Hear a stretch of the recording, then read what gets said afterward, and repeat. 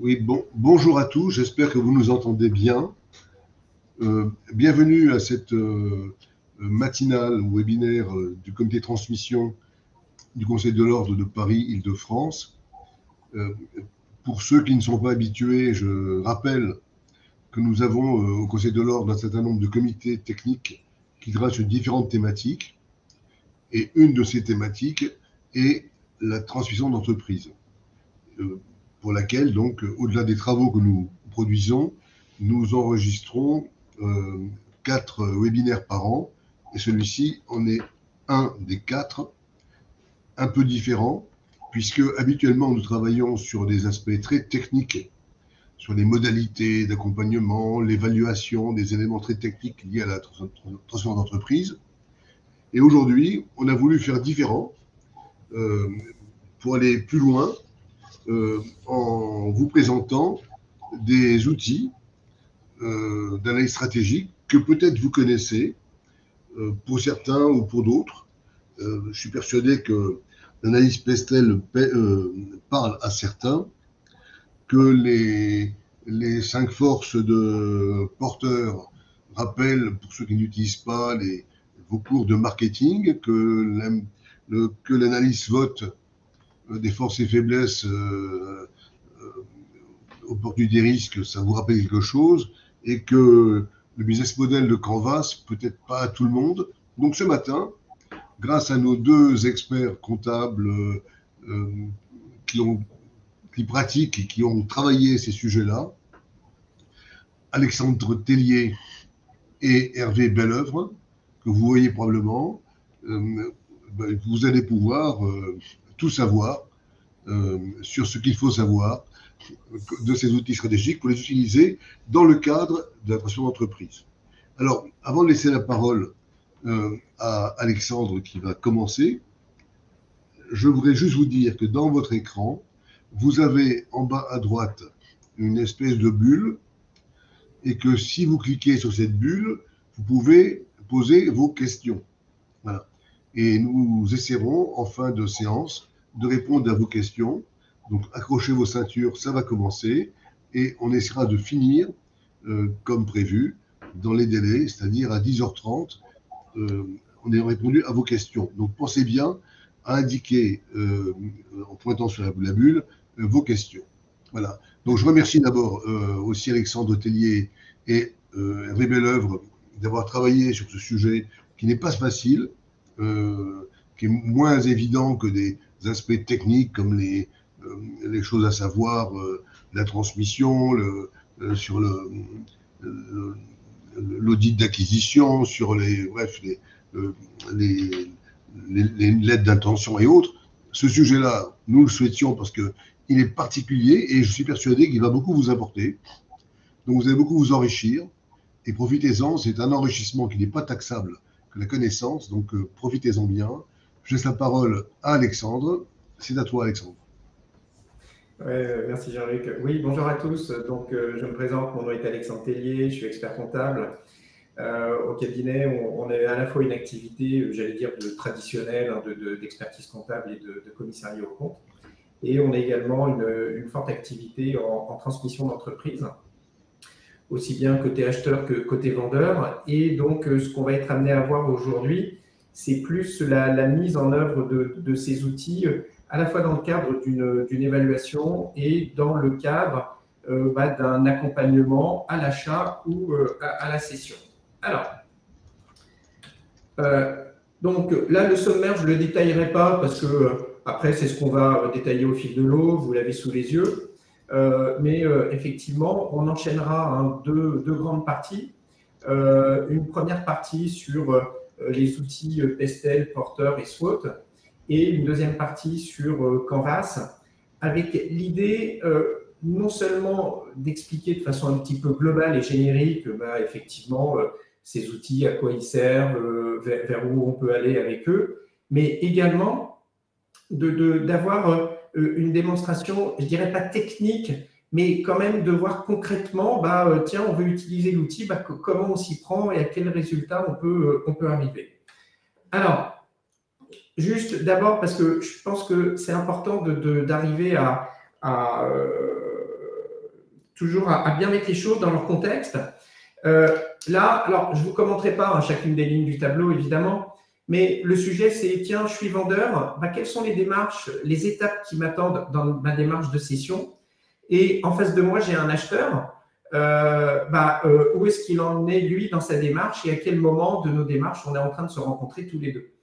Parce que moi, je m'aperçois que il y a beaucoup de cédants, quand ils se lancent dans un process de cession, ils n'ont pas forcément en tête les différentes étapes par lesquelles ils vont passer. Et quand on accompagne un client pour céder son entreprise, il faut vraiment raisonner en termes de stratégie. Et une stratégie, pour la mettre en œuvre, il faut d'abord avoir une image claire des différentes étapes par lesquelles on va devoir passer. Et ce qu'on voit, effectivement, alors là, je ne sais pas si on voit ma souris, mais dans la démarche du cédant, en fait, assez rapidement, avant l'évaluation, on va passer par un diagnostic qualitatif. C'est-à-dire qu'avant de se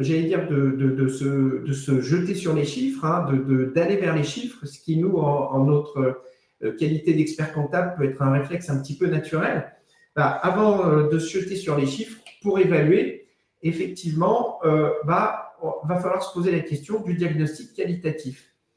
Parce qu'on a trop tendance à l'oublier, mais le calculatoire, alors ce qu'on appelle le calculatoire, c'est de dire, tiens, ma valeur d'entreprise, c'est X fois mon REX, X fois mon EBE. En fait, le calculatoire, c'est vraiment le dernier maillon de la chaîne de l'évaluation.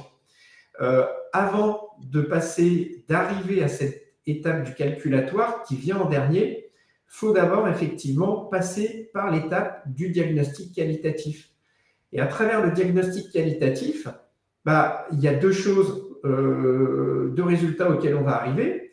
Tout d'abord, les retraitements. Le diagnostic qualitatif va impacter les retraitements.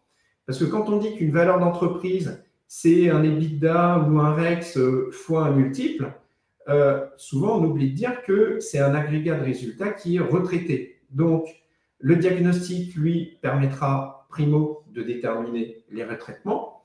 Et puis, secondo, d'affiner le multiple. Parce que quand on parle de multiples, on va parler de comparables, de comparer avec des multiples qui ont été utilisés dans d'autres transactions. Et le diagnostic qualitatif, permet effectivement non seulement d'affiner, mais également de déterminer le multiple auquel on va arriver dans l'opération. Donc, là, c'est le lien entre le diagnostic et l'évaluation.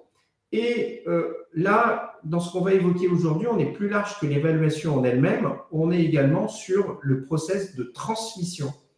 Et dans le process de transmission, à travers le diagnostic stratégique, ce à quoi on va arriver comme conclusion, c'est finalement vers quel type d'acquéreur il faut que je me tourne. Parce que l'idée, c'est de cibler. Et de cibler, quand on veut vendre son entreprise, c'est de savoir d'abord, a priori, vers quel type d'acheteur on va se tourner. Donc, est-ce que je vais vers une personne morale, une personne physique, plutôt des concurrents, des clients, des fournisseurs, intégration horizontale, verticale? Je me limite à la France ou est-ce que, globalement, je regarde également ce qui peut se passer à l'étranger? Et puis après, on va peut-être conclure que je peux me tourner vers beaucoup de monde. Ce n'est pas limitatif. Et d'être passé par le diagnostic, ça va également permettre d'anticiper la discussion qu'on va avoir avec des acquéreurs, de mettre en avant ses points faibles, de savoir contre-argumenter, de mettre en avant ses points forts, de contre-argumenter sur ses points faibles. Et on l'a dit tout à l'heure, anticiper un process de cession, c'est avoir en tête les différentes étapes par lesquelles on va passer. Donc, c'est essayer d'anticiper les arguments que les acquéreurs potentiels vont pouvoir utiliser et là où ils vont appuyer dans les discussions. Et en le faisant dès l'approche qualitative, c'est-à-dire au tout début du process, ça permet de bien se préparer pour les discussions à venir. Et effectivement, là, on a abordé la partie « je suis vendeur ». mais on a également l'effet de miroir hein, pour un acquéreur. Lui, c'est bien d'identifier les points clés qu'il va devoir regarder, d'une part lors de l'analyse du dossier, lors de l'audit, et puis de lui donner une feuille de route, hein, d'identifier les éléments qui seront améliorés une fois qu'il aura racheté. Alors, dans la démarche globale, en fait, bien souvent, on a tendance à parler de matrice SWOT. Ah ben tiens, je vais faire une matrice SWOT. Mais ce qu'on zappe bien souvent, c'est la démarche et les étapes par lesquelles il faut passer pour construire sa matrice SWOT. Parce qu'une matrice SWOT, donc mes forces, mes faiblesses, opportunités, menaces, ça vient d'où? Ça vient en fait de l'étape qui est juste avant, de dire on va faire un diagnostic externe et on va faire un diagnostic interne. Hein, quand on parle de forces et faiblesses, ça vient du diagnostic interne, ressources, compétences, on va l'évoquer tout à l'heure. Et quand on parle d'opportunités et de menaces, là, ça vient de son environnement externe, et là, à travers Pestel et Porter. Et donc, ça permet de bien structurer, de bien disséquer la démarche qui va ensuite me mener vers mon analyse SWOT. Et le risque, moi je le vois bien souvent, et on le voit même avec des clients, c'est qu'ils font leur matrice SWOT, mais ils ne sont pas passés par les démarches de diagnostic externe et de diagnostic interne. Et là, on verra qu'on risque de passer à côté de quelque chose. Alors, sans être trop théorique, parce qu'après l'idée, ça va être de rentrer un petit peu plus dans le concret, mais dans la phase d'introduction, donc on va parler de Pestel.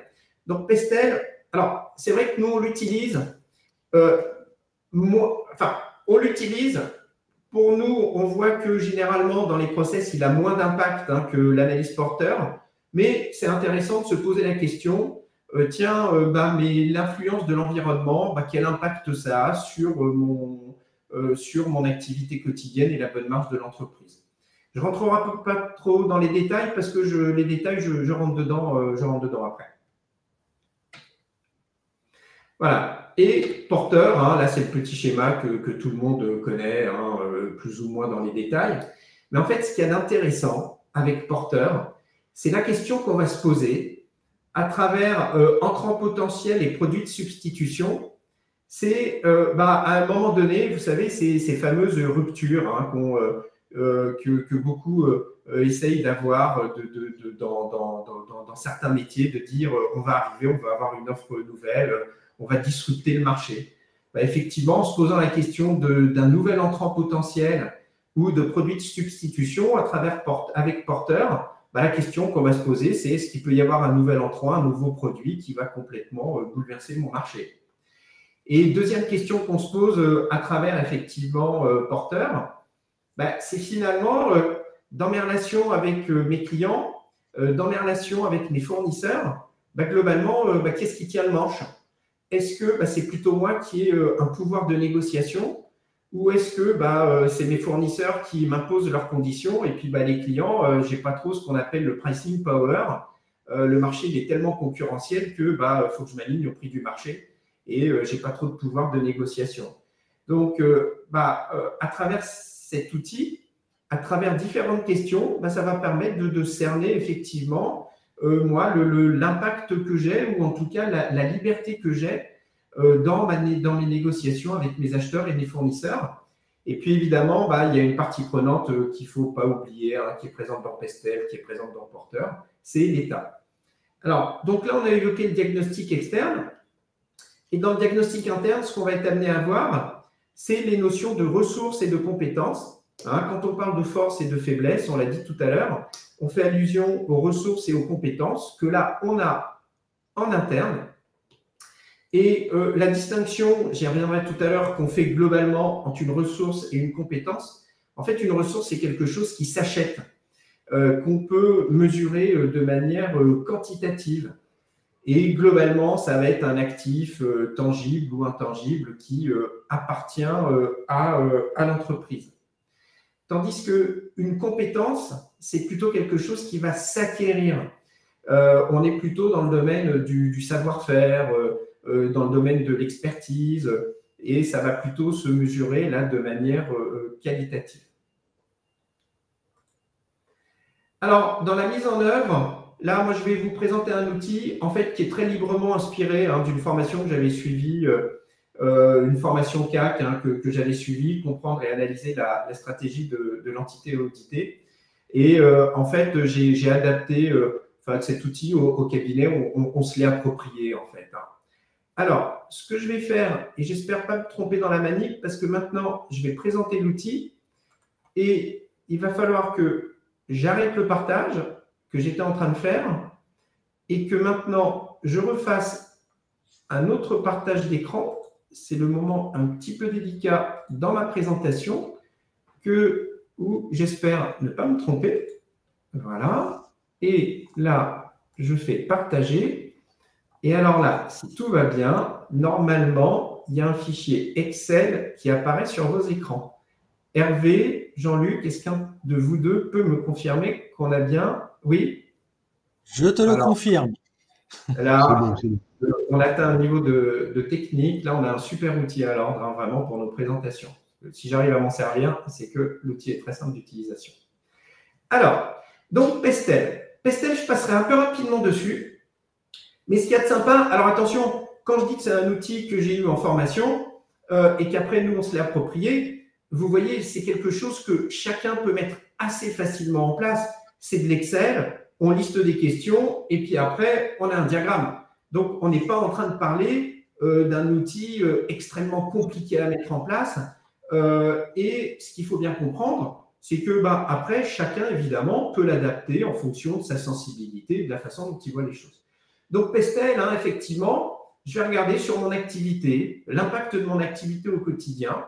Mon environnement politique, économique, social, technologique, environnement et légal.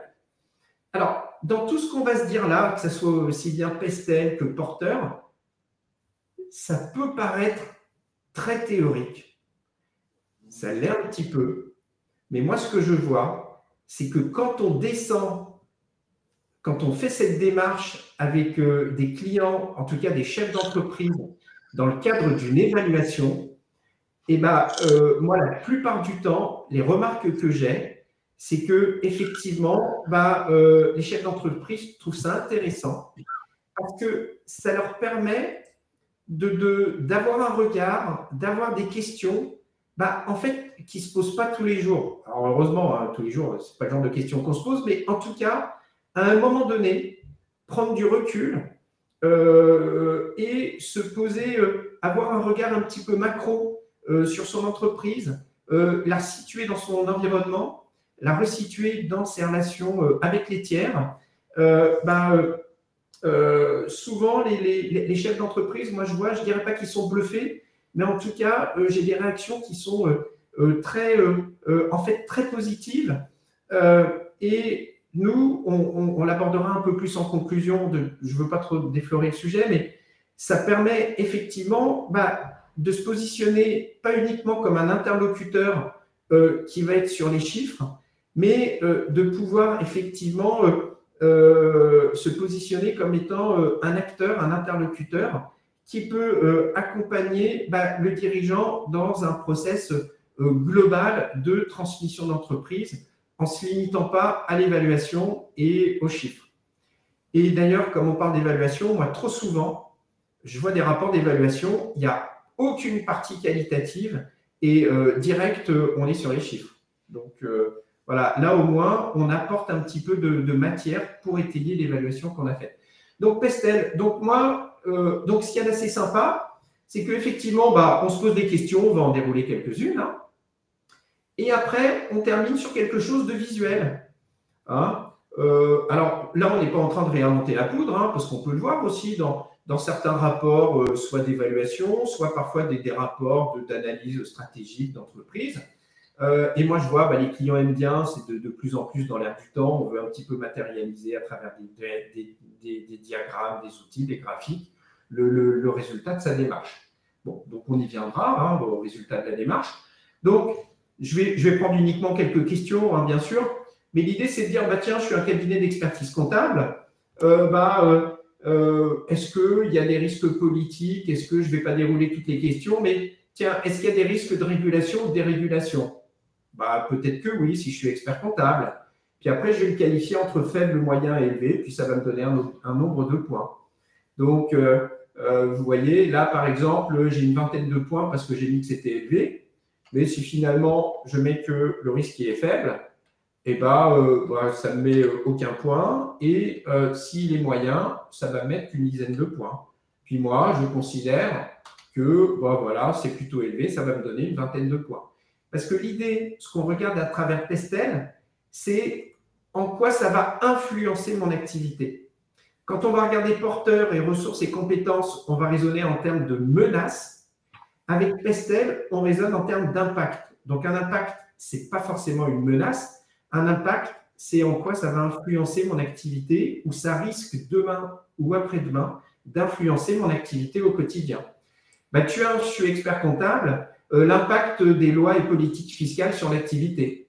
Alors, pour nos clients, parfois, ça peut être, zut, ils vont avoir un taux d'imposition qui va augmenter, ils vont avoir des droits de douane qui vont augmenter s'ils travaillent avec certains pays, ainsi de suite. Nous, effectivement, la politique fiscale, ça impacte notre activité au quotidien dans la mesure où on va conseiller nos clients et puis ça peut être des opportunités de certaines missions. Économie, le taux d'inflation, le taux de change, moi je vois pour beaucoup de clients, politique budgétaire, je ne suis pas persuadé. Alors attention, comme tout outil, il y a des parts de sensibilité et d'interprétation et une part de subjectivité, bien sûr. C'est ce qui peut être amené à dérouter un petit peu parce qu'on peut être parfois raisonné de façon, je dirais pas débit-crédit, mais c'est blanc ou c'est noir. Et là, bien souvent, on est dans des entre-deux avec des zones d'interprétation. La partie sociale, donc on est toujours dans Pestel. La partie sociale, est-ce qu'il y a une sensibilité à la démographie?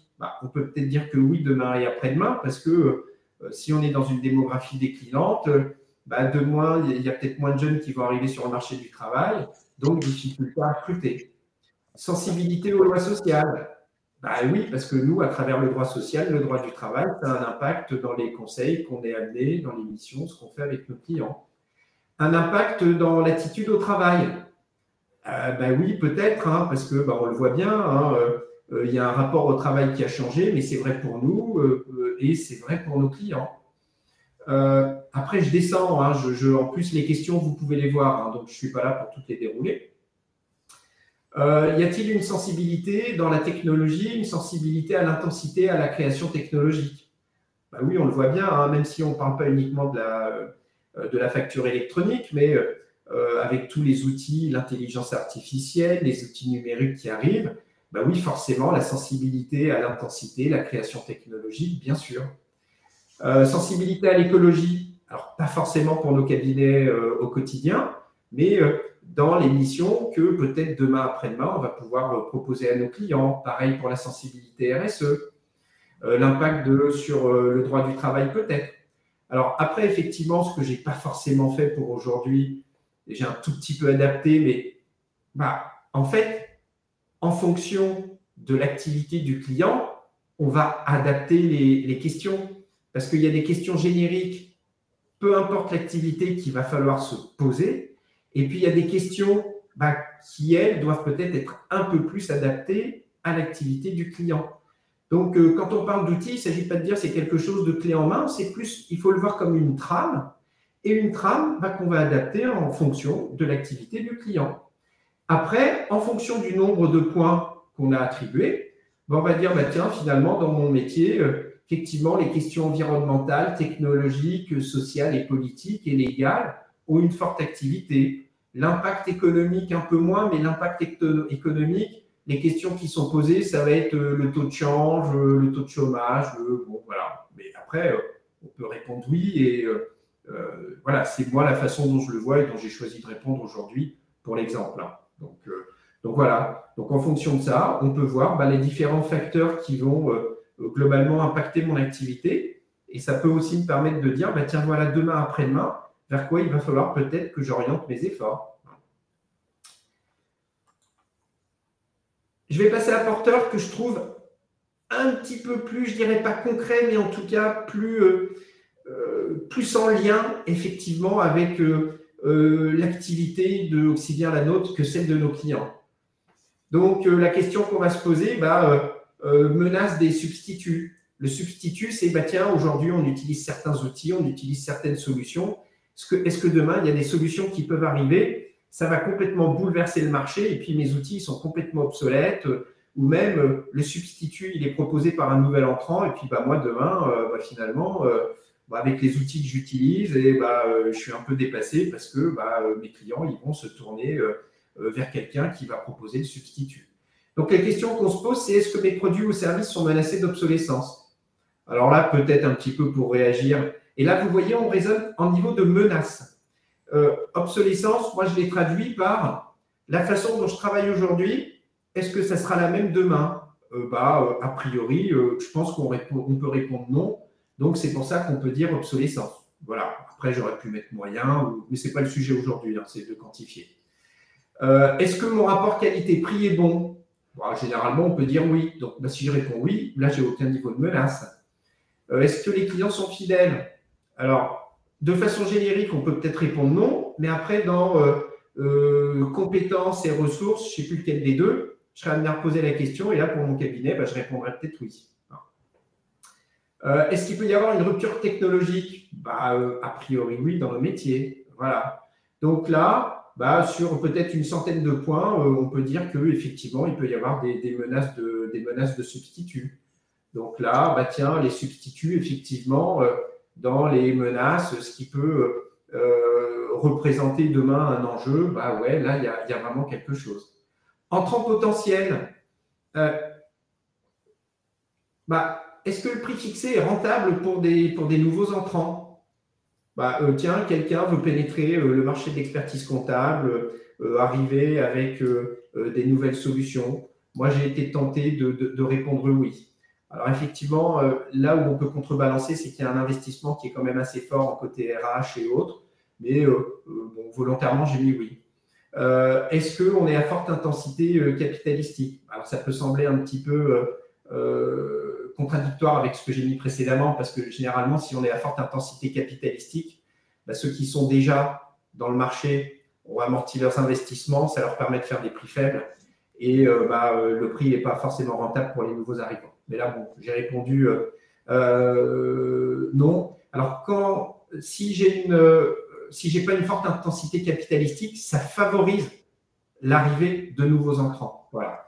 Donc là, ce qui favorise l'arrivée de nouveaux entrants, c'est qu'il peut y avoir des prix rentables pour des nouveaux entrants, primo, et qu'on n'est pas forcément dans une activité à forte intensité capitalistique. Est-ce que les coûts de transfert, un client qui veut changer d'expert comptable, est-ce qu'il y a un coût de transfert élevé? La plupart du temps, c'est non. Après, évidemment, il faut nuancer. Tiens, avec le client, on a établi une relation, on lui fait tout un tas de choses, il y a des reportings, des process qui sont ultra complexes qu'on a montés avec lui. Oui, il va y avoir un coût de transfert élevé. Par contre, j'ai une relation plutôt assez commune, il me transfère les pièces, je tiens sa compta. Non, le coût de transfert n'est pas élevé.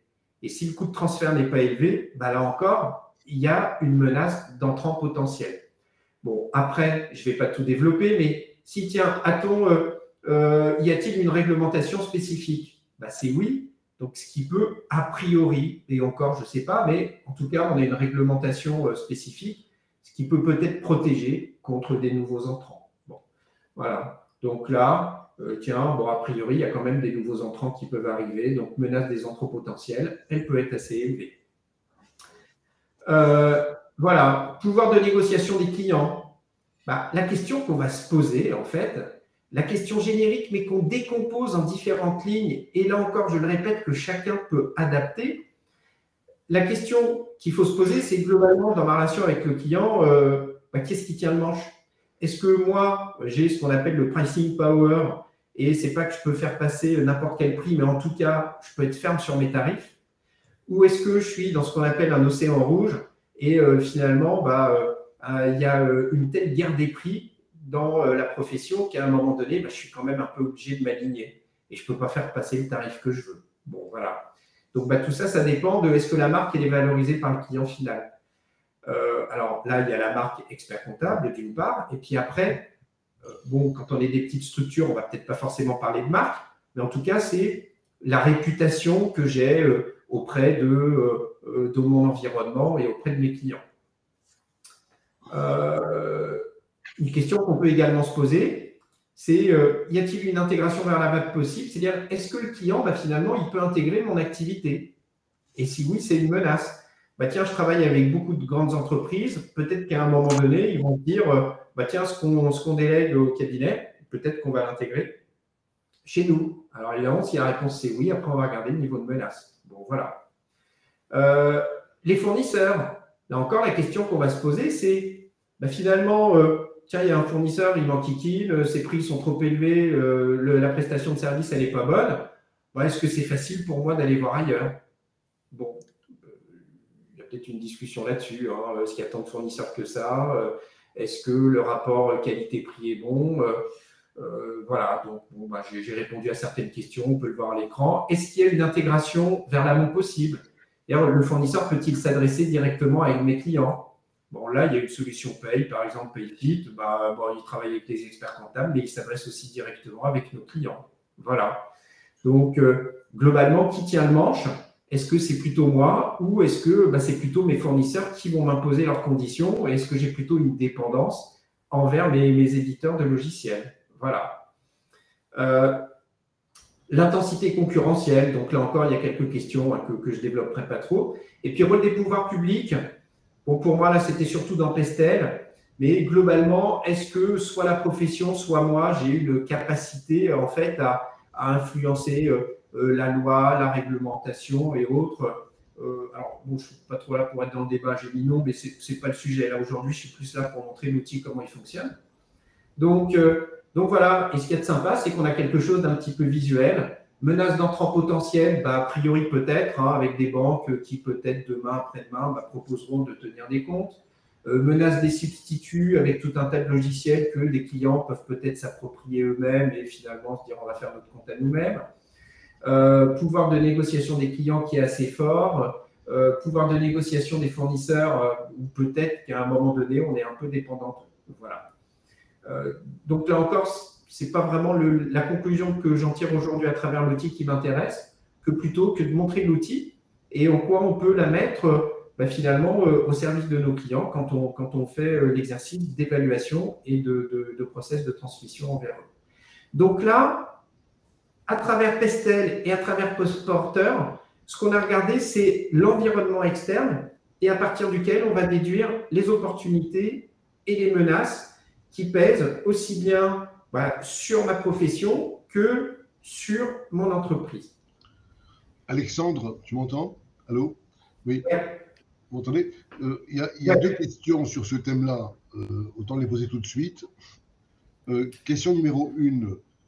Comment vous valorisez vos points? Est-ce que c'est le modèle CNCC ou même qui avait tranché sur le nombre de points pour chaque question? Et deuxième question, est-ce que ces modèles sont inclus dans la présentation? Voilà. Alors, la valorisation des points, alors moi je l'ai dit, je me suis librement inspiré d'un modèle. Et puis après, en fait, moi ce que je suis en train de présenter là, je le présente plus comme une trame, une démarche de bon sens plutôt qu'un outil. Donc ça veut dire quoi? Ça veut dire que je pense que chacun, à la fois peut-être sa subjectivité, parce qu'on le voit bien, il y a quand même de la subjectivité là-dedans, à la fois selon sa subjectivité et peut-être l'entreprise, le secteur effectivement sur lequel se situe l'entreprise, peut-être qu'effectivement, on peut être amené à un moment donné à pondérer certains éléments. Là encore, il n'y a pas de caractère normatif, parce que c'est vrai que souvent, on aime bien essayer de se raccrocher à quelque chose, à une sorte de norme, à quelque chose qui pourra avoir un caractère à la fois homogène et universel. Mais quand on est en évaluation, bien souvent, il faut justement essayer d'oublier un outil qui pourrait avoir un caractère universel, qui s'adapterait à tous les cas. Et l'idée, c'est plus d'adapter en fonction de la circonstance. Donc, voilà. Donc là, les points, ils ont été valorisés en disant, bah, tiens, si je pense que le niveau de menace est faible, bah, je ne vais pas mettre de points dans les menaces. Et puis, effectivement, bah, si c'est moyen ou élevé, là, je vais mettre 10 points si c'est moyen, 20 points si c'est élevé. Mais j'aurais pu choisir d'en mettre 5 si c'est moyen, et puis 15 si c'est élevé. Et puis, peut-être même le pondérer un petit peu différemment. Moi, c'est ce que j'appelle l'appropriation d'un outil. Et c'est ce qu'on fait, nous, en tout cas, au cabinet, pour l'évaluation. Il y a des outils qu'on a montés, qu'on s'est appropriés, et puis qu'on est amené à adapter un petit peu en fonction des domaines auxquels on s'inscrit. Après, est-ce que ça fait partie de la présentation? Non, parce que là où, pour moi, je n'ai pas la légitimité à le transmettre, c'est que je me suis inspiré, certes, d'un outil qui venait d'une formation et qui m'a été communiqué. Donc, c'est pour ça que là, pour le communiquer, pour moi, c'est un petit peu plus délicat.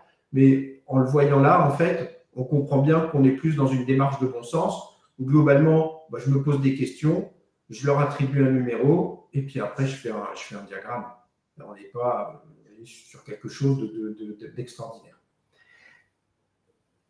Jean-Luc, je peux enchaîner ou il y a d'autres questions auxquelles il faudrait répondre? Non, c'est bon, c'était les deux questions qui ont été posées par rapport à cela, donc tu es sûr que tu peux poursuivre. Ok, merci. Donc là, Pestel Porter, on a vu l'environnement externe. Ensuite, ressources compétences, là, c'est interne. Donc, ressources, on l'a dit, c'est ce que l'entreprise possède. Donc, on va regarder, en fait, dans les ressources, on va regarder principalement les ressources physiques, financières. Alors, quand vous regardez dans la littérature, et c'est pour ça que je parle d'adaptation d'outils, dans la littérature, on peut vous parler de ressources tangibles, de ressources intangibles, de relationnelles et ainsi de suite. Moi, très arbitrairement, j'ai dit, je prends physique, je prends financière. Et ce que j'ai créé, que je n'ai pas vu beaucoup ailleurs, mais en tout cas, comme nous au cabinet, on travaille principalement dans tout ce qui est TPE et PME. Les ETI, on ne travaille pas avec. Donc, dans les PME, il y a pas mal souvent cette notion de dépendance. Donc là, je viendrai sur physique et financière, mais je vais commencer tout de suite par la dépendance. Donc, la question, c'est est-ce qu'il peut y avoir une question d'intuitu personnel entre des clients et des salariés? Et pour moi, on est toujours dans les ressources parce que ce que je possède, c'est ma relation avec des clients, c'est le réseau que j'ai construit en interne avec mes clients et avec mon équipe. Voilà. Donc, est-ce que le chiffre d'affaires, voilà. Donc, la question qu'on va se poser là, sur ces deux lignes, sur ces trois lignes, c'est globalement la dépendance par rapport aux dirigeants qu'on rencontre souvent dans les PME. Donc, est-ce que mon chiffre d'affaires dépend du dirigeant ou alors d'une personne clé est-ce que la viabilité de mon entreprise dépend du dirigeant? Est-ce que le temps de travail du dirigeant est disproportionné? Et là encore, ça ne veut pas dire que la boîte, elle ne peut pas être vendue, mais ça veut dire que je vais peut-être aller vers un certain type de structure qui peut permettre d'absorber ce que fait le client, parce qu'il y a des dirigeants, c'est des véritables couteaux suisses. Ils font du commercial, ils font du technique, ils font de l'administratif. Peut-être que je vais aller sur une boîte qui est bien structurée, et ce que fait le dirigeant, ça sera dispatché entre les différentes structures. Ce qui fait que je ne vais peut-être pas trop perdre. Ce qui fait que je ne vais peut-être pas trop perdre dans mes multiples quand je vais faire l'évaluation, parce que je sais que je vais m'adresser vers une entreprise pour qui ça ne sera peut-être pas un point faible. Donc, vous voyez, tiens, est-ce qu'il existe un intuitu personae globalement entre soit le dirigeant, soit l'équipe et puis les clients? Oui, mais je considère… Alors là, je n'ai pas mis de commentaire, mais peut-être la réponse c'est oui, mais le risque, il n'est pas élevé parce que finalement, je considère qu'avec un accompagnement, demain, après-demain, la relève, elle pourrait être prise facilement. Le chiffre d'affaires dépend principalement du dirigeant. Ok, mais je mets que peut-être le risque, il est uniquement moyen et pas élevé parce que demain, quand je vendrai mon entreprise, je ferai attention à la vendre à quelqu'un qui a plutôt un profil commercial. Et si la personne a un profil commercial, là, elle pourra reprendre mon rôle de commercial parce que c'est moi qui fais la grande partie du chiffre d'affaires. La viabilité dépend-elle du dirigeant et de certains salariés? J'ai dit oui avec un niveau faible parce que là encore, peut-être que je peux être sur l'accompagnement. Mais c'est oui, et finalement, je ne veux pas accompagner, je vais peut-être mettre que là, j'ai un niveau élevé. Donc, je n'ai pas mis de commentaire là, mais après, évidemment, il faut que je commente pourquoi je dis que je pense que le risque, il est moyen ou élevé. Voilà, est-ce qu'il y a une dépendance client? Est-ce qu'il y a une dépendance fournisseur? Et là, souvent, on est bien placé pour le savoir, hein, on tient les comptes, donc on va regarder. Voilà. Dans les ressources physiques ou financières, la question que je vais me poser, mais généralement chez nous, on n'a pas trop de sujets là-dessus, c'est plus quand on est sur des entreprises industrielles. Hein. Est-ce que les bâtiments sont adaptés? Est-ce que nos logiciels sont adaptés à notre métier? Est-ce que j'ai déposé une marque, un brevet? Bon, mais même si je n'ai pas de marque ou de brevet, peut-être que le risque est faible dans ma profession parce que je compense avec autre chose. Les ressources financières, globalement, est-ce que je suis indépendant financièrement? Est-ce que, si c'est nécessaire, j'ai une capacité à m'endetter? Voilà.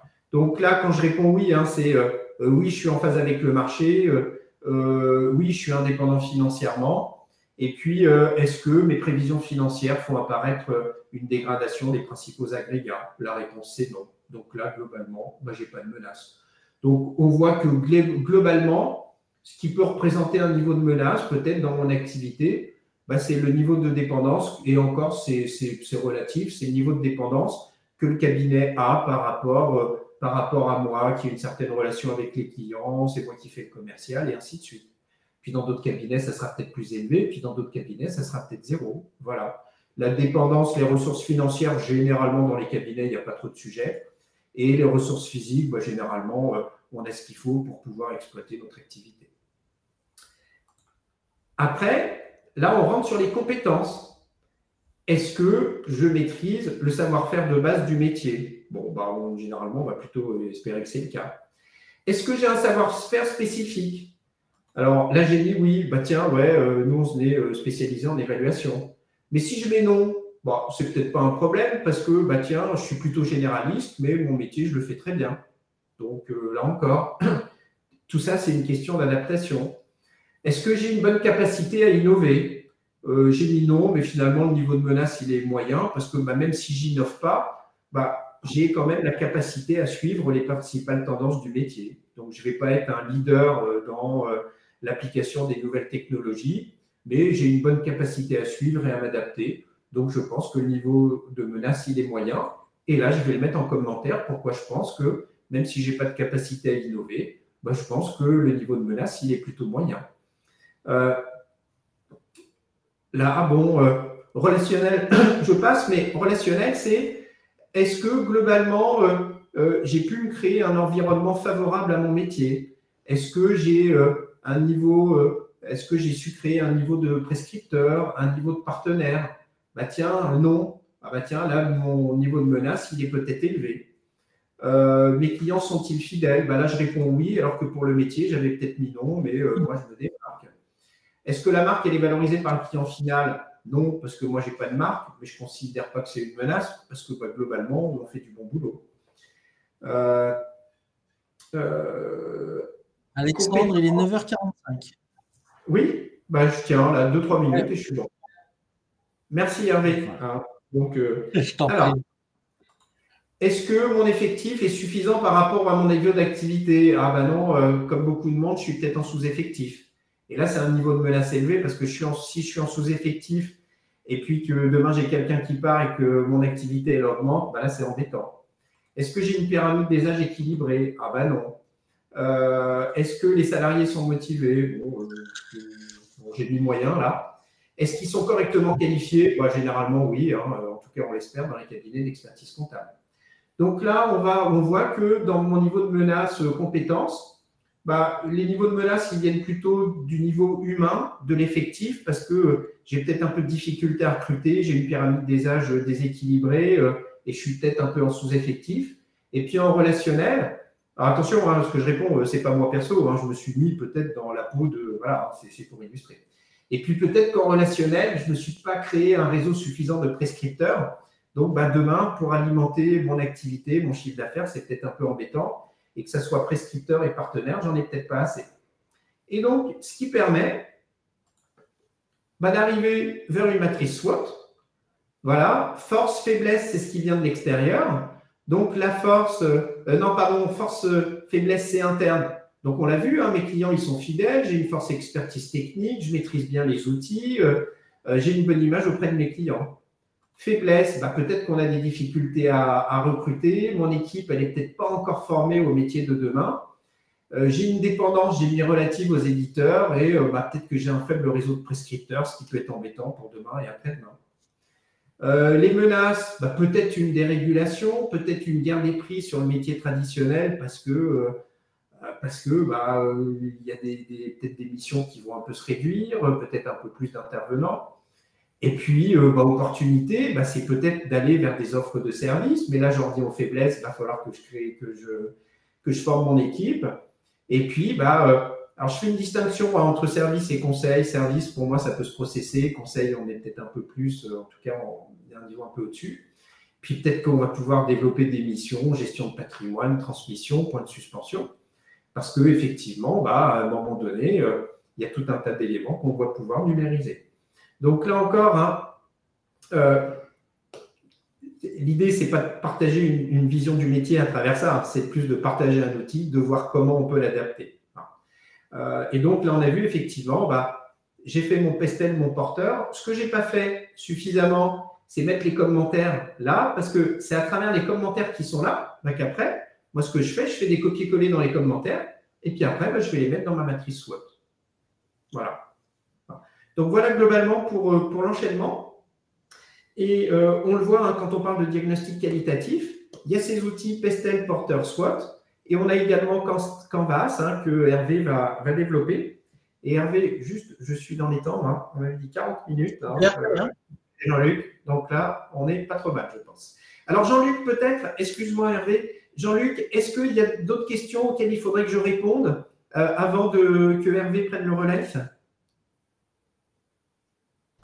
Alors, il y a une qui vient d'arriver à l'instant, que je lis en même temps que j'en prends connaissance. Est-ce qu'après avoir vu la matrice SWOT avec un apport des analyses porteurs, pestel, ressources, compétences, aura-t-on le temps d'aborder le lien avec le prix retenu dans une évaluation, l'impact sur les coefficients, les taux d'actualisation pour la méthode DCF? Les amis, je réponds tout de suite. On a une séquence courte. On ne peut pas tout faire. Je ne crois pas qu'on pourra aborder l'impact prix, mais il est évident que le diagnostic a un impact sur l'évaluation, mais on ne va pas le traiter aujourd'hui. Alors, effectivement… Alexandre, rapidement. Oui, juste pour compléter la réponse, ce n'est pas effectivement forcément un manque de temps, mais c'était vraiment un parti pris de dire on va se développer là, voilà les parties qu'on va développer, en disant que évidemment ça a un impact, mais après, là effectivement, l'idée c'était de bien développer ces outils. Et après, par contre, Jean-Luc, peut-être que ça peut faire l'objet d'une autre vision. Là, je pense que c'est une excellente idée, ça. Ok, on continue. Donc, je vais prendre la main. Alors, je crois qu'il faudrait que tu lâches la main, Alexandre. Tu retournes sur les slides, voilà, pour que je puisse prendre la main. Partage d'écran, hop. Check, ça doit être ça. Ah, pour l'instant, on ne voit rien. Ouais, c'est bon, on voit bien, Hervé. Pardon? C'est bon, on voit bien. D'accord. Donc, moi, je vais vous parler du business model Canvas.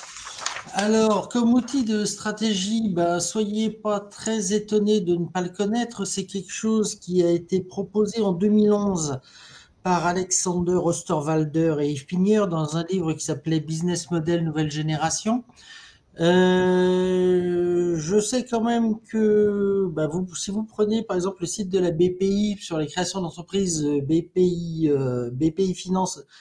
France Création, il le qualifie d'outil incontournable pour tout créateur. Donc, et puis moi, il m'est arrivé dans ma vie personnelle d'être confronté à une jeune qui m'a dit « Mais est-ce que tu fais des business models ?» Je n'ai pas forcément bien su lui répondre. Donc, c'est pour ça que j'ai voulu vous en parler. Le but de cet outil, c'est la description d'un modèle économique et donc les principes selon lesquels une organisation crée ou délivre de la valeur. Créer des livres ou capture de la valeur. Donc, effectivement, le but, c'est bien de décrire la stratégie de notre client. Ça s'organise autour de 9 blocs de base que je vous ai listés ici, les segments de clientèle, les propositions de valeur, les canaux, les relations avec le client, les flux de revenus, les ressources clés, les activités clés, les partenaires clés et la structure de coût. Tout ça se veut visuel et se met dans une matrice. Ici, je vous ai mis la matrice telle qu'elle est présentée sur le site de la BPI. Vous voyez, c'est éminemment logique, immédiat. Ça se lit dans l'ordre des chiffres qui sont indiqués. Donc, on commence à droite par les segments clients, on va au milieu dans la proposition de valeur, on repart un peu à droite vers les canaux, puis on remonte dans la relation client. On va en bas pour lire les revenus, on remonte à gauche un peu au milieu pour lire les ressources clés, on remonte dans les activités clés, on part à gauche sur les partenaires clés pour finir en bas à gauche sur la structure de coût. C'est parfaitement logique et visuel. Le slide suivant va un peu mieux vous expliquer la logique de cette présentation qui fait partie intégrante de la méthode. Donc en fait, on parle effectivement des segments de clientèle à droite. Qui sont nos clients? On va définir quelle est la proposition de valeur qu'on leur fait. Et en fait, au milieu, les canaux et les relations avec les clients vont être en fait comment on présente, on délivre cette valeur aux clients. Et on part à gauche, donc ça va créer des revenus qui sont à droite, qui sont en bas à droite. Et on va partir à gauche sur après comment on produit cette proposition de valeur avec des ressources, des activités, des partenaires, ce qui va faire des coûts. Voilà. Une autre vision de ce schéma, qui quand on le comprend est quand même beaucoup plus logique, une vision par exemple qui est dans le livre dont je vous ai parlé, c'est de dire la partie droite du schéma, on est dans le cerveau droit, la partie gauche, on est dans le cerveau gauche. La partie droite, on est globalement dans la vente, dans la délivrance du service ou du produit, et à gauche on est dans la fabrication et comment on le vend. Voilà. Donc d'abord, on va reprendre chaque bloc. Les segments de clientèle, c'est pour qui crée-t-on de la valeur, qui sont les clients importants, qui sont les usagers cibles. Est-ce qu'on est, le but c'est de décrire son marché, hein. Est-ce qu'on est sur un marché de masse, marché local, marché de niche? C'est vu d'abord comme un élément descriptif, mais bien sûr, on peut reprendre derrière, on peut associer, tout dépend du temps, de l'énergie qu'on veut y passer, mais on peut associer à ces notions les notions qu'on a vues dans le porteur, dans le SWOT, sur comment mon marché va évoluer, et tout. Là, faut effectivement cerner l'analyse. Est-ce que je veux faire une analyse immédiatement dans quelle situation je me situe, ou bien vers quel objectif est-ce que je veux aller, hein. Donc en fait ici j'ai pris un exemple basique en supposant qu'on voudrait créer un cabinet d'expertise comptable où bien sûr notre activité est concentrée sur les dirigeants. Donc on voudrait en fait tout miser sur le dirigeant, lui faire du service de plus que premium, et puis à la limite ce qui concerne son entreprise, il aurait du service de base. Je ne dis pas que ça a la moindre consistance par rapport à notre métier. Je dis qu'il fallait que je prenne un exemple pour l'illustrer. Voilà. Donc d'abord, on va remplir cette matrice à droite. Après, la proposition de valeur, c'est bien sûr le cœur du modèle. Qu'est-ce que je vends à mes clients en termes de services, en termes de produits? Il y a une notion intéressante qui est aussi de dire éventuellement quels sont les désagréments que je résous. À la limite, dans notre métier de conseil, globalement, on satisfait des besoins, mais aussi on évite des risques, hein. Donc ça peut être, je trouvais que la formulation était intéressante. Donc bien sûr, on va délivrer de la performance, de la réduction de coûts. On peut dire il y a l'appartenance à un statut, le rattachement à une marque. Bien sûr, la proposition de valeur va se définir par un prix, un design, une accessibilité qui qui peuvent aider à la caractériser. Voilà. Donc, on peut se dire qu'effectivement, notre proposition de valeur, par exemple, ce serait de créer un full service pour l'entreprise où on rajoute en plus de la compta, de la fiscale et du social, du juridique habituel, une dimension de recouvrement qu'on va pouvoir faire, une dimension des comptes fournisseurs, une dimension de domiciliation. Là, vraiment, l'idée étant de dire l'entreprise va avoir des services minimum dans ces dimensions-là et on va fortement se concentrer sur le dirigeant en traitant ses impôts, mais aussi son patrimoine, en lui donnant du conseil, je dirais, et ça pourrait aller plus loin sur les services qu'on donne aux dirigeants. Voilà. N'oublions pas il y a des gens dans l'historique de la profession qui ont vendu des ordinateurs, le papier pour mettre dans les ordinateurs, etc., quoi. Et qui maintenant vendent de la sécurité, je ne sais pas s'ils vendent pas des téléphones portables, etc. Voilà. Les canaux, c'est ce qui permet d'apporter les propositions de valeur aux clients. Alors, c'est une notion que, honnêtement, des fois, j'ai un peu de mal à comprendre, qu'il va falloir différencier des relations clients. Donc, il y a 5 phases dans la partie commerciale, la reconnaissance, l'évaluation, l'achat, la prestation, la prévente. Il y a des canaux directs, il y a des canaux indirects.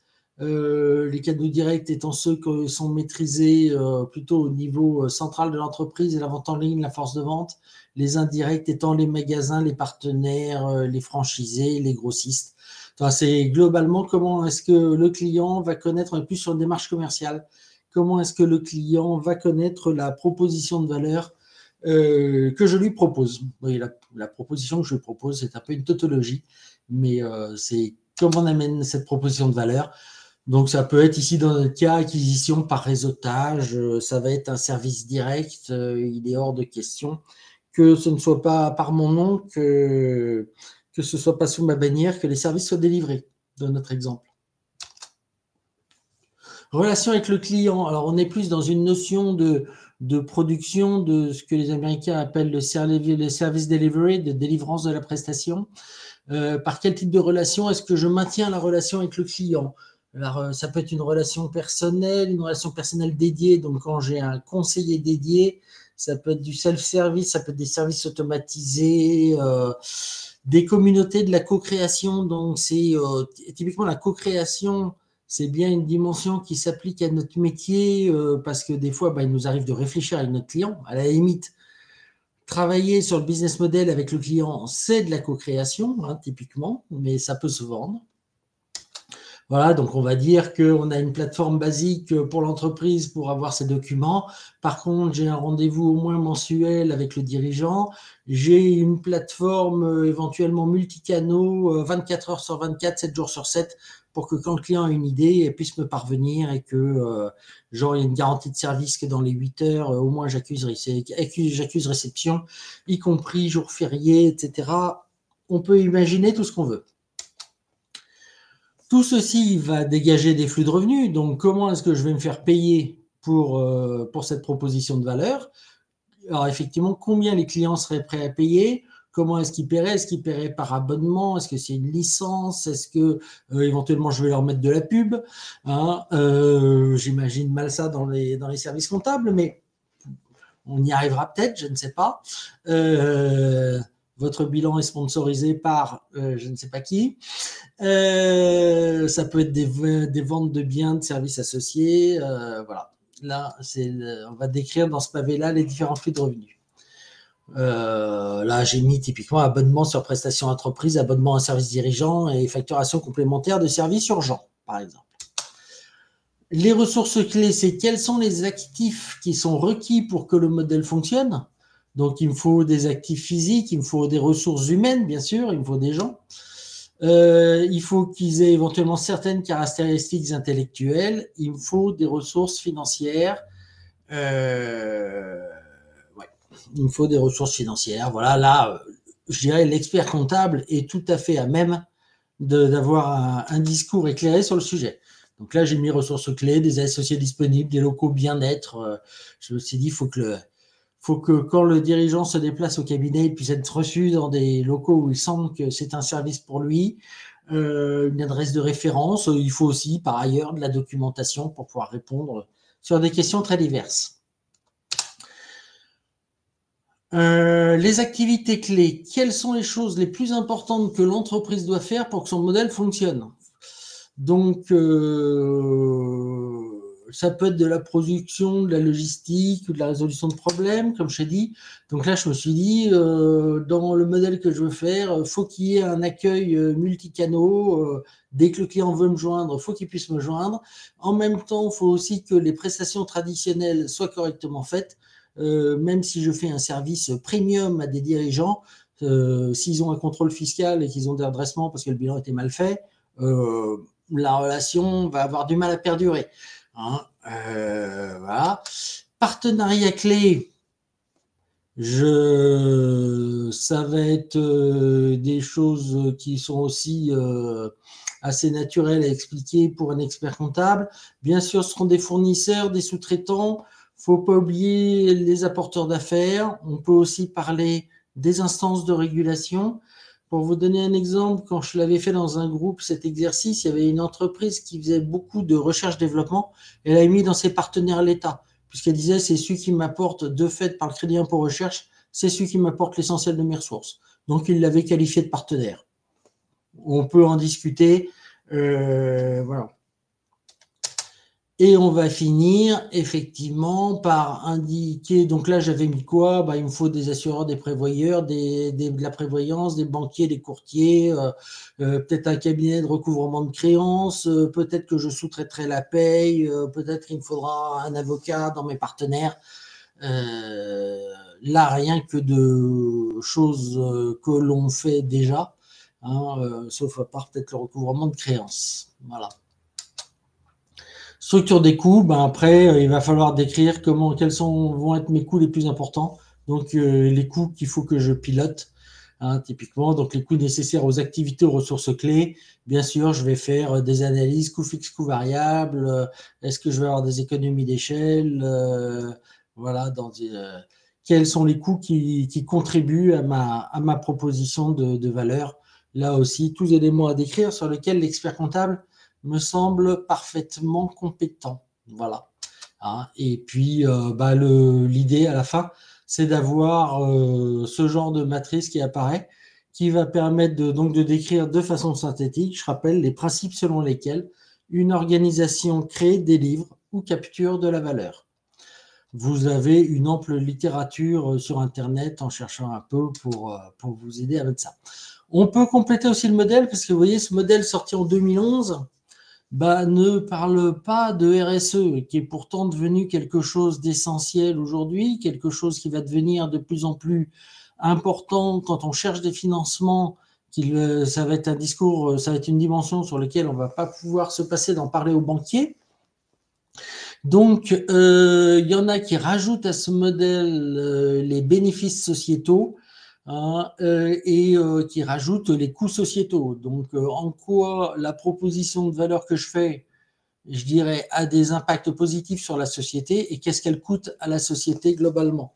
Et donc, on met ça sous les sources de revenus, sous les structures de coûts, donc en adaptant la matrice et en mettant ça dans le bas de la matrice. Voilà, donc bien sûr, c'est un outil qu'on peut adapter dans une certaine mesure.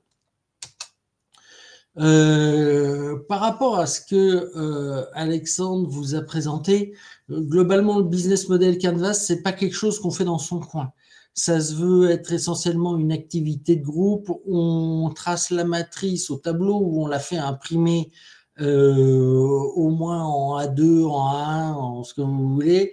Pour la mettre dans un tableau, on réunit une équipe et on met des post-it. Je dirais la façon dont je vous l'ai présenté, à la limite, ça peut être la synthèse après coup. Mais après, selon l'équipe qu'on réunit, on peut se faire ce genre d'activité. Soit ça peut être entre dirigeants. Typiquement, si vous avez un jeune groupe de dirigeants dans une startup, ça va permettre de s'assurer qu'ils sont d'accord sur où ils veulent aller, comment ils veulent le faire. Ça peut être un exercice qu'on fait avec des équipes pour que tout le monde soit conscient des enjeux qui se posent pour l'entreprise, comment elle fait. C'est bien sûr affaire avec un consultant qui peut être tout à fait l'expert comptable, qui va suggérer des idées, qui va faire émerger, qui va aider à ce que la parole s'exprime. C'est tout à fait aussi un modèle qu'on peut pratiquer avec des personnes extérieures à l'entreprise qui auront une capacité éventuellement d'étonnement, des choses comme ça, pour faire surgir de nouvelles questions, hein, et faire remarquer que dans tel cas, on fonctionne comme ça, etc.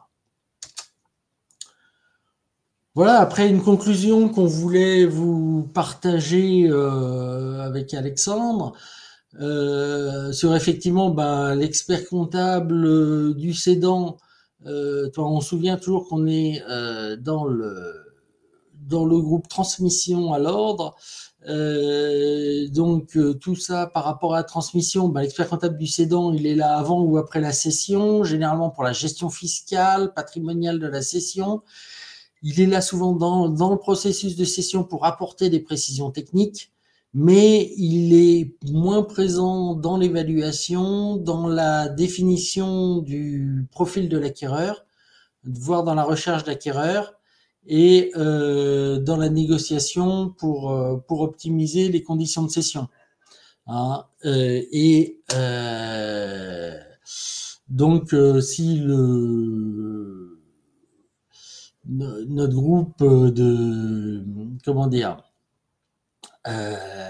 la commission de transmission de l'ordre, c'est aussi parce qu'il y a beaucoup de cédants qui font appel à des cabinets d'intermédiaires. Ils font des prestations de recherche d'acquéreurs, de dossiers de présentation et de participation à la LOI, bien sûr, ou au protocole. Et bien sûr, ils utilisent les services de l'expert comptable, mais leur rôle n'est pas de mettre en avant l'expert comptable. Et donc, nous pensons que l'expert comptable a plus de rôle à jouer dans le process de transmission et qu'il peut être réellement un partenaire de son client, qui peut être acquéreur, qui peut être cédant, mais l'amener à plus que de lui délivrer un business plan et des hypothèses d'évolution de son chiffre d'affaires. Voilà. Et donc, il y a des missions à forte valeur ajoutée qu'on peut aller chercher dans ces domaines-là. Voilà. Voilà, je te laisse compléter, Alexandre, peut-être, si tu le souhaites. Oui, oui, tu as fait la majeure partie de la conclusion. Et l'idée, entre autres, pas uniquement, bien sûr, mais entre autres, en s'appropriant ces outils, ça permet en fait, de donner une dimension un petit peu plus large. Et ça peut permettre effectivement de se positionner comme étant un interlocuteur qui sera là pas uniquement sur la partie chiffrée, enfin ce qui est déjà une bonne chose, hein, mais qui peut peut-être effectivement accompagner le client globalement sur l'intégralité du process. L'idée en fait, là, c'est de changer de positionnement, et pour changer de positionnement, on peut le faire, entre autres, pas que, mais entre autres, en étant sur de l'analyse et du diagnostic stratégique. Et en plus, on l'a dit au début, quand on a présenté les différentes étapes de la cession d'entreprise, l'idée, c'est dès le début d'avoir une vision stratégique des différentes étapes du process de transmission d'entreprise. Donc là encore, entre le diagnostic stratégique de l'entreprise et la possibilité de mettre en place une stratégie de cession, voilà, ça permet de renforcer son image et de créer un lien entre les deux. Merci beaucoup, Alexandre et Hervé. Je voudrais compléter, si vous voulez bien, parce que les questions, il n'y a pas beaucoup pour l'instant de nouvelles, mais en démarrant la réunion, Alexandre disait que bien souvent, lorsqu'on parle de transmission, on parle d'évaluation et très vite, on se plonge dans les documents financiers. Effectivement, aujourd'hui, certains outils utilisés par la profession, méthode d'évaluation, l'évaluation parce qu'on a l'impression que c'est sont des outils où on balance fiscal et que de façon automatique, on nous sort une des avoirs avec des fourchettes d'évaluation qui sont importantes parce que le travail d'analyse n'a pas été fait en amont et que on ne peut pas comme ça sortir une évaluation standard à partir de chiffres de comptes annuels qui en plus peuvent être très différents suivant les années pour différentes raisons. Donc l'important, c'est l'intelligence du travail que nous faisons. Et dans ce qu'elle dire à l'instant Hervé, un peu en conclusion, c'est de dire que nous, au comité de transmission à l'ordre de Paris, nous militons pour que l'expert comptable soit beaucoup plus actif en matière de transmission d'entreprise. Un de nos commentateurs présents et amis, Max Pevrier, disait que l'expert doit être proactif, parler avec son client de perspective, pour ne pas qu'il aille voir chez d'autres professionnels les missions les plus intéressantes que nous pourrions faire. En fait, pour ma part, cela fait très longtemps, je veux dire, c'est la transmission d'entreprise. On a écrit, on a développé des choses, à Paris, on a créé Transfert, etc. Ma conviction profonde, sachant que l'environnement des entreprises va créer un nombre de transmissions importantes dans les années à venir. On parle de 60 000 par an dans les PME, TPE, ça va décroissant du fait du baby-boom, et que les entreprises doivent passer la main. Certains pensent qu'ils sont immortels, et c'est là le risque d'ailleurs de l'entreprise qui va trop loin. On dit toujours pour les artistes, quelquefois, il y a d'aller trop loin, faire le spectacle qui tue. Chez l'entreprise, quelquefois, ne se sent pas vieillir. Et pour cause, il est dans une dynamique de création, d'animation, etc. Ceci étant, nous, experts comptables, c'est une question qu'on doit poser à nos clients, les préparer à la transmission. Parce qu'une entreprise, ça se crée, ça se développe, mais ça peut mourir aussi. Donc, si on ne travaille pas sur le développement, il y a des risques de mort. Et par exemple, dans un TPE, PME, il y a des boîtes qui sont extrêmement auto-centrées sur le dirigeant d'entreprise, petite boîte classique. Le dirigeant indépendant, la boîte s'écroule. Ce qui crée vraiment un drame au niveau du patrimoine, enfin un drame dans la famille, bien sûr, avec un AVC ou autre chose, voire quand il disparaît, c'est encore plus grave. Mais au niveau de la famille, c'est aussi un vrai souci. Au niveau de l'emploi, c'est une région, c'est un vrai souci pour les collaborateurs, etc. Donc, parler de l'avenir, c'est notre rôle d'expert comptable. Or, on sait bien que bien souvent, nos confrères et consoeurs ne sont pas très formés sur ce sujet-là, parce qu'ils sont pris par plein de missions classiques, régaliennes, habituelles. On arrête des comptes, etc. On fait des payes, etc. Et on est pris par des missions classiques que l'on sait bien faire, et celles où on est moins à l'aise. Si le client nous en parle, quelquefois, on devient un peu sourd. On se dit, pourvu qu'il oublie cette idée de vendre sa boîte, parce que s'il vend sa boîte, inconsciemment, je risque de perdre un client. Alors que réellement, préparer la gestion d'une entreprise, c'est une mission, comme a dit tout à l'heure Hervé, à forte valeur ajoutée, si on y est prêt, extrêmement utile pour l'entreprise, pour l'environnement, et il faut s'y préparer. Je considère, de mon point de vue, que nous avons tous, dans nos portefeuilles clients, au moins 20% de nos clients qui sont concernés par cela. Concernés ou bien pour réparer la transmission, ou pour travailler sur la croissance externe d'une entreprise, pour se développer plus. Il y a des boîtes qui ont une trésorerie abondante. Ils se rassurent d'avoir un compte bancaire important. Mais à quoi ça sert? C'est du gâchis. Il peut y avoir de la croissance. Mais la vraie question, c'est la stratégie de l'entreprise, la réflexion sur les axes clés. Et aujourd'hui, on a eu la prétention, avec ce sujet un peu différent des autres qu'on a voulu aujourd'hui vous présenter, de voir que l'utilisation de ces outils d'analyse stratégique permettait d'avoir une compréhension plus globale de l'entreprise. Parce qu'on s'interroge à des éléments que l'on ne voit pas toujours. Et ces éléments, justement, permettent aussi de chercher à réparer les faiblesses que l'on peut constater éventuellement, exploiter les opportunités qu'on a pu mettre en éveil ou ou les points forts qui sont à conserver, les menaces qu'il faut atténuer. Bref, ces informations que l'on prenne, l'analyse de Pestel, les 5 forces de Porter, le business model de Canvas ou l'analyse VOT, tout ceci est complémentaire dans l'analyse du diagnostic qui précède l'évaluation pour la transmission. Avant de commencer à regarder le bilan et voir combien il y a de trésor, les fonds propres, la rentabilité, on va restructurer, revoir le BE. Avant tout ça, le point clé, c'est l'entreprise, ses forces, ses faiblesses, son potentiel, son environnement, sa capacité à faire face aux crises. Bref, c'est des éléments fondamentaux parce que les comptes ne sont qu'une résultante de tout cela. Et la mode de management, qui peut-être n'a pas été très bon.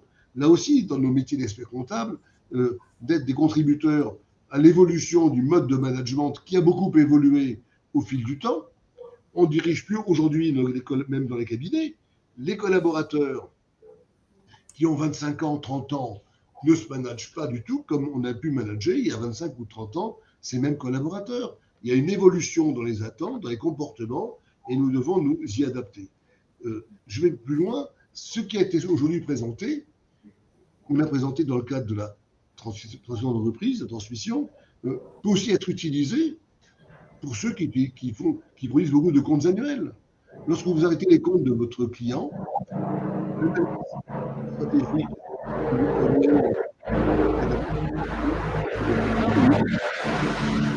c'est un élément extrêmement intéressant dans la relation avec votre client.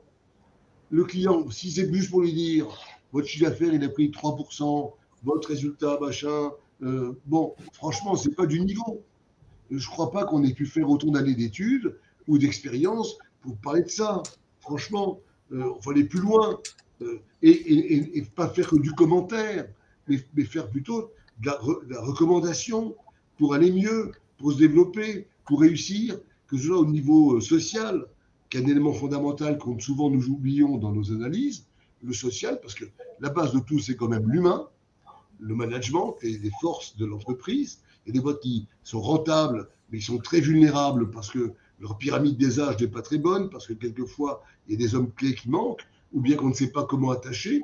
Je suis en train en ce moment de travailler sur une évaluation anti-personnelle, pour exemple, où ma grande crainte d'une boîte qui est rentable, qui se développe, c'est que la transmission pourrait se faire entre quelqu'un qui a une expérience importante, qui a 72 ans, envers son neveu qui a 38 ans, qui est dans l'entreprise depuis 2 ans, qui est un financier, pour faire simple, et dans une entreprise où les éléments, où l'international est très important, et où les hommes qui pilotent l'international, dans un pays particulièrement dangereux, où il y a des crises politiques régulièrement, sont très complexes. Et notre interrogation, c'est la capacité du futur jeune repreneur de pouvoir piloter son équipe.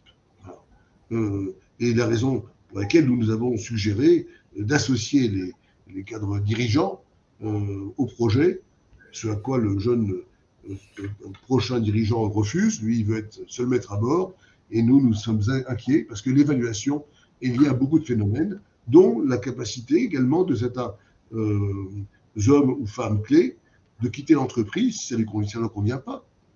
Aujourd'hui, la rareté des talents fait que il faut savoir quelquefois composer. Enfin, vous le savez bien dans votre exercice quotidien. Alors, j'ai un commentaire qui vient d'arriver là. Alors, la question qui a été posée concernant le support. Le support, vous allez le recevoir. Certains nous demandent s'il y aura un replay. Bien sûr qu'il y aura un replay. On comprend bien qu'en voyant en ayant vu une seule fois la séquence d'aujourd'hui, tout emmagasiner, c'était compliqué. Donc, vous pourrez le revoir de façon non décomptée, 2 fois, 3 fois, 4 fois. Et puis, on nous demande aussi, on nous précise qu'il faudrait penser à valoriser l'immatériel et qu'il y a un logiciel qui nous est recommandé, qui s'appelle Diag''N Gros, G-O-W, qui apparemment assiste l'expert comptable dans cette évaluation de l'immatériel.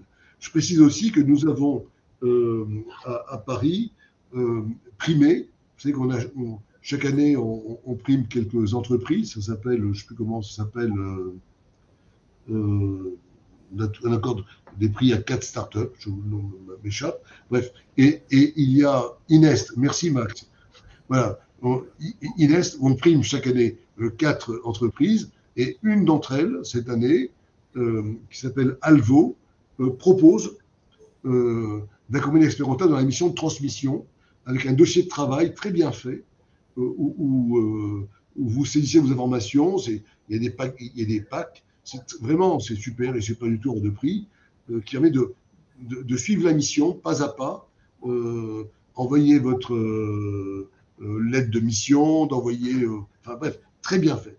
Et juste pour information, dans les missions de transmission, quelquefois, certains ont du mal à rédiger l'infomémo, hein, qui prend du temps, parce qu'il n'est pas que financier, bref, il faut aller plus loin. Et juste pour dire que moi j'ai découvert, j'en fais part ici, une application que je trouve assez exceptionnelle, qui aide à préparer l'infomémo à partir d'éléments basiques que sont les chèques, les déclarations annuelles de salaire, hein, et puis avec l'intelligence artificielle. J'étais assez bluffé, et ça s'appelle Deal, oui, D-E-A-L, Deal Maker, mais M-A-K-R. M-A-K-R. Vous regarderez éventuellement, je trouvais ça assez fort. Voilà. Le but de tout cela, c'est que nous sommes des experts comptables dans un métier où on s'appelle des confrères et des consoeurs, et qui dit confrère ou consoeur dit partage de ce que certains ont pu comprendre, plus que d'autres, parce qu'ils sont un peu spécialisés dans tel ou tel domaine. Il est évident que l'activité d'Alexandre ou d'Hervé ou la mienne, qui comprend une connotation assez conséquente sur la partie transmission et évaluation, mais qui peut être très faible sur d'autres aspects fiscaux ou je ne sais quoi. Donc, que nous puissions mettre en commun ce qu'on a pu comprendre, ce qu'on a pu savoir pour faciliter les choses. C'est le but de nos comités d'ailleurs. Hein. Nous travaillons pour ça. Donc, c'est du partage. Une question vient d'arriver. Kino, merci pour cette présentation. Qui attend le webinaire numéro 2 suggéré par Alexandre sur le lien avec le prix retenu dans une évaluation et l'impact des coefficients, les taux d'actualisation pour la méthode DCF. Voilà, donc c'est une suggestion et on va y réfléchir bien entendu. Vos questions sont les bienvenues, maintenant ou après. Vous savez où nous joindre, hein, au Conseil régional de l'ordre, au comité de transmission. Nous sommes à l'écoute de toutes vos suggestions. Et puis, si vous avez des compétences particulières, tout à l'heure, j'ai vu qu'il y avait un de nos confrères qui a écrit quelque chose de moyennement sympathique, en disant qu'il n'y avait rien de nouveau, qu'il n'y avait que du grand classique dont tout ce qu'on racontait.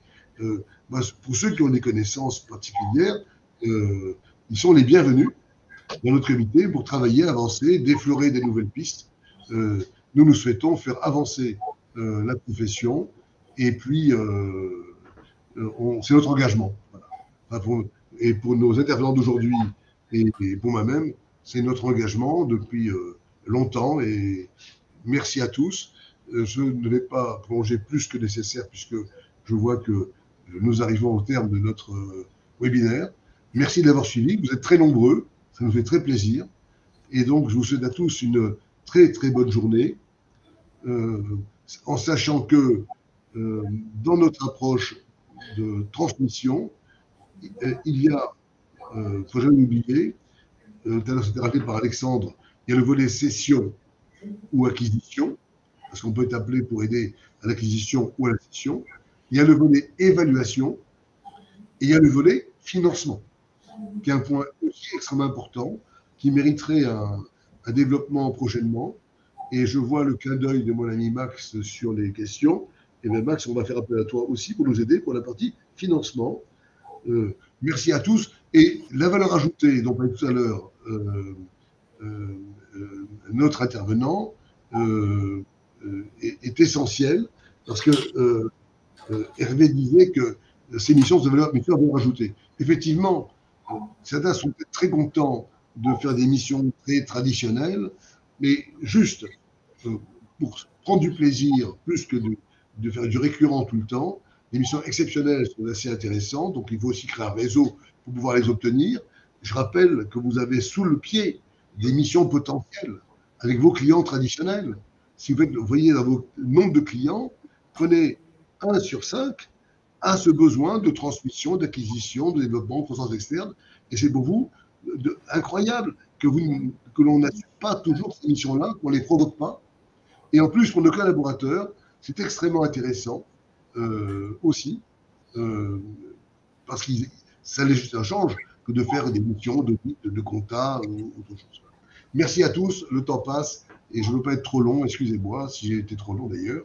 Je vous souhaite à tous une excellente journée, prenez soin de vous, votre santé est essentielle, et puis donnez beaucoup d'amour autour de vous. Merci, à bientôt, au revoir les amis. Merci, au revoir. Au revoir.